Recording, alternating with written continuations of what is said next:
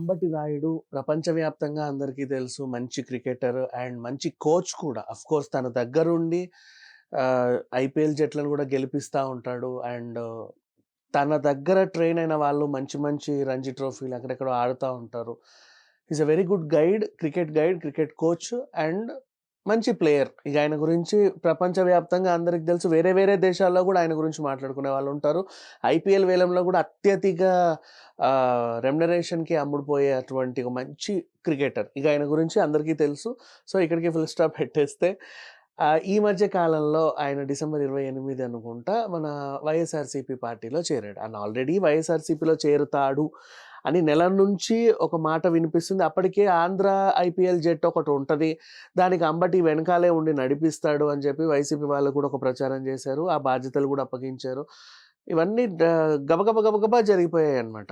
So, అందరికీ అనుమానం వచ్చేసింది. ఓకే. అంబటి రాయుడు ఆహ్, వైసీపీ నుంచి పోటీ చేస్తాం. వైసీపీ వాళ్ళేమో ఈయనని ఎక్కడి నుంచి పెడితే బావుంటది. ఎందుకంటే ఆల్రెడీ సోషల్ ఫిగర్ అంటే ఐ మీన్ ఆహ్, కొంతమంది ఎమ్మెల్యేలేంటంటే ఆ నియోజకవర్గంలో వాళ్ళకి పట్టుంటది. అంబటి గాని లాంటి వాళ్ళు అంటే క్రికెటర్స్ కానీ, సినిమా వాళ్ళు గానీ, ఆ నియోజకవర్గం అనే కాదు. వాళ్ళకి రాష్ట్ర వ్యాప్తంగా, దేశవ్యాప్తంగా అభిమానులుంటారు. సో, ఎక్కడి నుంచో నిలబెట్టొచ్చులే అని చెప్పేసి వాళ్ళనుకుంటారు. కానీ వీళ్ళకేంటంటే ఆశ చావదనం. లేదు నాకిక్కడి నుంచే నిలబడాలనుంది. నా క్యాడర్ ఇక్కడుంది. నా ఖాందాన్ ఇక్కడుంది. మా చుట్టాలందరూ ఇక్కడే ఉన్నారు. నేను ఇక్కడే చూపించుకోవాలి. నేను ఇక్కడే నిలబడాలి. సరే అనుకుంటారు. ఆలోచిస్తా ఉంటారు. ఈలోపు ఏమైందంటే గుంటూరు నుంచి ఎంపీ టికెట్ ఆశించినట్లుగా ఒక వార్తొచ్చింది. మరి ఏం జరిగింది? ఒప్పుకున్నాడంట జగన్ గూడా. సరే తీసుకో పో అన్నట్టుగా ఒప్పుకున్నట్టు గూడా వార్తలొచ్చాయి.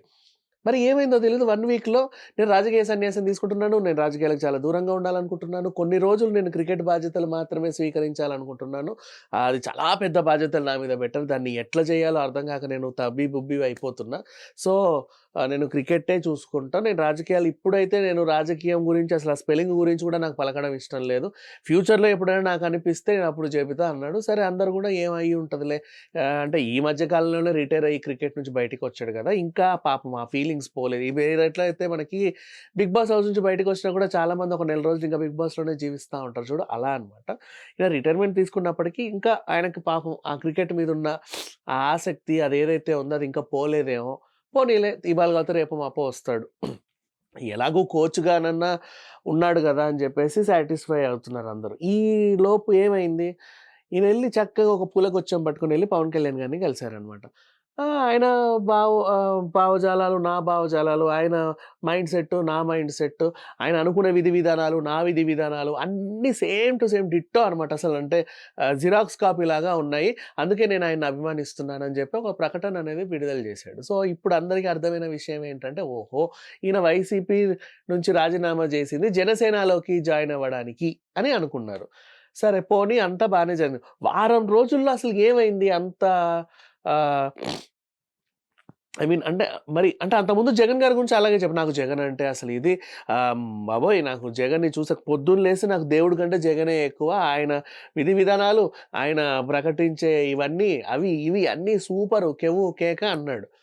మరి వారం కాగానే అసలు ఇదంతా కాదు పవన్ కళ్యాణే నంబర్ 1 పవన్ కళ్యాణే గ్రేట్ అని చెప్పి ఇంత తేడా ఎందుకు జరిగిందా అని చెప్పేసి అందరూ ఆలోచిస్తుంటే వైసీపీలోనే ఆ పార్టీలో ఉన్నటువంటి సీనియర్ మంత్రులే ఈయనకి హితబోధ చేశారంట అని ఒక పబ్లిక్ డొమైన్‌లో ఉన్న వార్త. ఏమైతే బాబు వచ్చావు సరే బానే ఉంది. ఏదో ఆనందం తట్టుకోలేక పార్టీలో చేరేసావు.